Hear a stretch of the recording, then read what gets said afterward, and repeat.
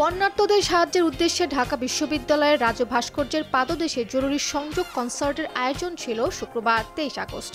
এদিন বিকেলে রাজ্য ভাস্কর্যের পাদদেশে কনসার্টটি শুরু হয়। কনসার্টের শিরোনামহীন সায়ানসহ 30টির মতো ব্যান্ড ও শিল্পী গান পরিবেশন করেন। জরুরি সংযোগ কনসার্টে আসা দর্শনার্থীরা বন্যায় আক্রান্তদের সাহায্যার্থে টাকা ও ত্রাণ নিয়ে আসেন। শিরোনামহীনের পেজ থেকে জানানো হয়েছে, শুক্রবার জরুরি সংযোগ কনসার্ট থেকে অর্থ সংগ্রহ হয়েছে 21,41,200 টাকা। পাশাপাশি বন্যা কবলিত এলাকার জন্য প্রায় 20 ট্রাক পরিমাণ ত্রাণ সংগ্রহ করা হয়েছে। উপস্থিত জনতার প্রতি কৃতজ্ঞতা জানিয়ে শিরোনামহীন জানায়, কৃতজ্ঞতা রইল যারা এভাবে পাশে এসে দাঁড়িয়েছেন। কৃতজ্ঞতা জানায় আয়োজকদের এবং ভলেন্টিয়ারদের যারা সারাদিন অক্লান্ত পরিশ্রম করেছেন।